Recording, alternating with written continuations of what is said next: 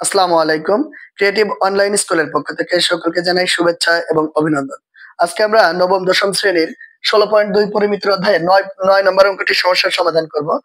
এখানে বলা হয়েছে একটি সামান্তরিকের বাহুর দৈর্ঘ্য 30 সেন্টিমিটার এবং 26 সেন্টিমিটার। এর ক্ষুদ্রতম কর্ণটি 28 সেন্টিমিটার হলে অপর একটি যে কর্ণ থাকবে সেই কর্ণের দৈর্ঘ্য নির্ণয় করো, অর্থাৎ বৃহত্তম কর্ণের দৈর্ঘ্য নির্ণয় করো। তো সেই অনুযায়ী আমরা একটা চিত্র এঁকেছি, এরকম সামান্তরিক ক্ষেত্র। সেই সামান্তরিক ক্ষেত্রের একটি দিয়েছি 30 সেন্টিমিটার, আরেকটি দিয়েছি 26 সেন্টিমিটার। এরকম একটা, এটাকে মনে করি আমরা 30 আর এটাকে মনে করি 26। তো এর ক্ষুদ্রতম যে কর্ণটি আছে সেই কর্ণটি হচ্ছে এখানে এ বি সি ডি। এইখানে যে ক্ষুদ্রতম কর্ণটি আছে সেটা হলো বিডি। এই বিডির একটা মান দেওয়া আছে, বিডির মান হচ্ছে 28 সেন্টিমিটার। এটাই তথ্যই বলা হয়েছে একটি সামান্তরিকের বাহুর দৈর্ঘ্য 30 সেন্টিমিটার, এটার বাহুর দৈর্ঘ্য 30 সেন্টিমিটার এবং 26 সেন্টিমিটার, এটার দৈর্ঘ্য 26 সেন্টিমিটার। এর ক্ষুদ্রতম কর্ণ, তার মানে এখানে সামান্তরিকের দুইটা কর্ণ থাকে, একটি কর্ণ থাকে বড় আর একটি কর্ণ থাকে ছোট। যেটা ছোট কর্ণ সেটাকে বলে ক্ষুদ্রতম কর্ণ। এই ক্ষুদ্রতম কর্ণটি হচ্ছে 28 সেন্টিমিটার। এই বৃহত্তম কর্ণটি নির্ণয় করতে হবে। এখন এইটার বৃহত্তম যে কর্ণ সেটার নাম হচ্ছে এসি। অর্থাৎ এখানে আমাকে প্রথম যে জিনিসটা করতে হবে, সেই ক্ষেত্রে এখানে একটা লম্ব আঁকতে হবে, আর এইখানে সি কে কেন্দ্র করে এইখানে একটা লম্ব আঁকতে হবে। তো এই কর্ণটার নামে আমরা এই এ এফ বা ডি এফ কে আমরা একটি লম্ব ধরি, এবং এখানে সিই, যে ক্ষেত্রে এখানে আমরা সিই আরেকটা লম্ব হয়েছে। তো আমরা প্রথম যেটা শুরু করেছি সেটা হলো বিডি কর্ণ এবিসিডি সামান্তরিকের সমদ্বিখণ্ডিত করেছে। এই বিডি যে কর্ণটি আছে, এই কর্ণটি এই যে সামান্তরিক ক্ষেত্র ছিল এই কর্ণকে সমান দুই ভাগে ভাগ করেছে। অর্থাৎ ত্রিভুজ ক্ষেত্র এ বিডি এবং সমান সামান্তরিক ক্ষেত্রের অর্ধেক, অর্থাৎ এ বি সি ডি এর অর্ধেক। আবার আরেকটি এসি কর্ণ সামান্তরিককে সমদ্বিখণ্ডিত করে। আবার আমরা এই একই কাজ আরেকটা এই সামান্তরিকের মধ্যেই এই কোণ, মনে করি এই কোণটি নেই, আরেকটি কোণ আমরা দিতে পারি, যেটা আমরা নির্ণয় করব সেটা হচ্ছে এই এসি কর্ণ। এই এসি কর্ণ এই সামান্তরিককে সমদ্বিখণ্ডিত করে।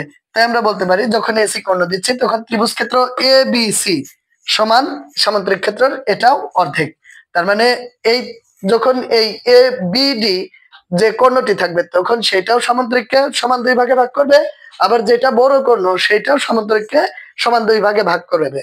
যেহেতু ওইটাও সামান্তরিকের অর্ধেক এটাও সামান্তরিকের অর্ধেক, অর্থাৎ এ বি ডি ত্রিভুজটি সামান্তরিকের অর্ধেক, আবার এ বি সি এটাও সামান্তরিকের অর্ধেক।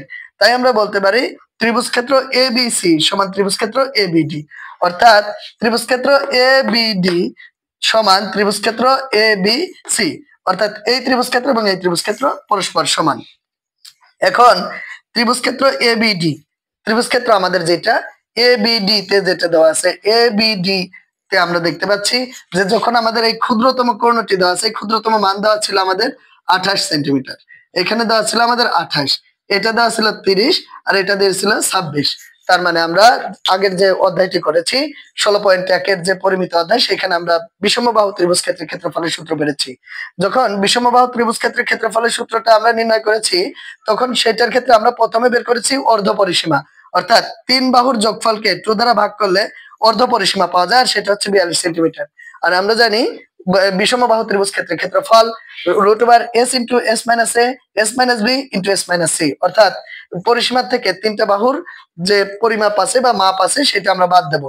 সেটা করার পরে আমরা পাইছি 42 × 16 × 12 × 14, এটাকে গুণ করলে পাইছি আমরা অযুত 1,12,896, অর্থাৎ এইটার √ওভার করলে 336 বর্গ সেন্টিমিটার।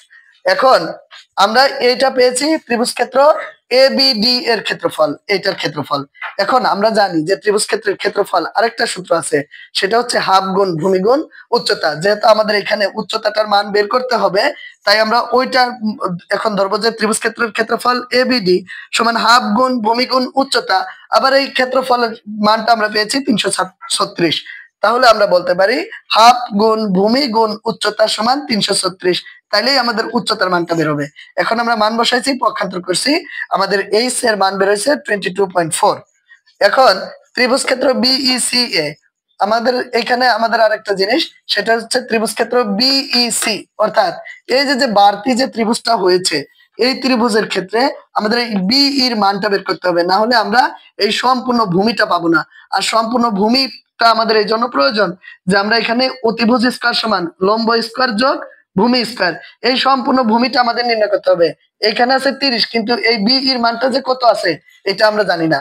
যেহেতু আমরা এইটাকে আমরা ক্ষুদ্র একটা অংশ পাচ্ছি, যে এইটাও একটা সমকোণী ত্রিভুজ হয়েছে, সেটা ত্রিভুজটার নাম হচ্ছে বিইসি। এখানে লম্বটাও পেয়েছি, আমরা অতিভুজটা পেয়েছি, যে কোনো একটা বাহুর মান বের করতে হবে। সুতরাং ত্রিভুজে যদি যে কোনো দুইটা বাহু দেওয়া থাকে আর একটি বাহুর মান বের করতে বলে, তাহলে আমাদের ভূমির মান বলুক, লম্বর মান বলুক, অতিভুজের মান বলুক, আমরা যে কোনো একটা সূত্র, অর্থাৎ অতিভুজ স্কয়ার সমান লম্ব স্কয়ার যোগ ভূমি স্কয়ার, এই সূত্র প্রয়োগ করে আমরা এই বি এর মানটা বের করে ফেলবো। তো এই একই সূত্র আমরা প্রয়োগ করে লম্ব অতিভুজ স্কয়ার সমান লম্ব স্কয়ার যোগ ভূমি স্কয়ার, এরপরে মান বসাইছি, মান বসে হোল স্কয়ার করে তাকে পক্ষান্তর করছি, যেহেতু এটার আগে প্লাস ছিল এটার আগে আসলে মাইনাস, ওতে বিই স্কয়ার, আর স্কয়ারটা এই পাশে আসলে বা পক্ষান্তর করলে রুট ওভার হয়, এই মানের রুট ওভার করলে 3.2, অর্থাৎ আমাদের বি এর মান 13.2 বা 13.2 হয়েছে। এখন আমরা এই সম্পূর্ণ ভূমির মান পেলাম 30 যোগ 13.2, অর্থাৎ 43.2। এখন আমরা এই ত্রিভুজ ক্ষেত্রের এই মানটা পাইছি, ভূমির মান পাইছি, এখন আমাদের এই মানটা যদি আমরা বের করি তাহলে আমরা বৃহত্তম কোণটি পেয়ে যাব। তাই আমরা বলতে পারি এসি স্কয়ার সমান লম্ব স্কয়ার যোগ ভূমি স্কয়ার, অর্থাৎ এসির যদি স্কয়ারটা এই পাশে আসে তাহলে রুট ওভার হয়ে যায়, মান বসিয়ে হোল স্কয়ার করার পর তারপরে যোগ করছি, যোগফলকে রুট ওভার করছি বা বর্গমূল করছি, আমাদের নির্ণয় উত্তর হয়েছে এসি সমান 48.662 সেন্টিমিটার প্রায়। আশা করি সকলেই বুঝতে পেরেছো। Thank you so much.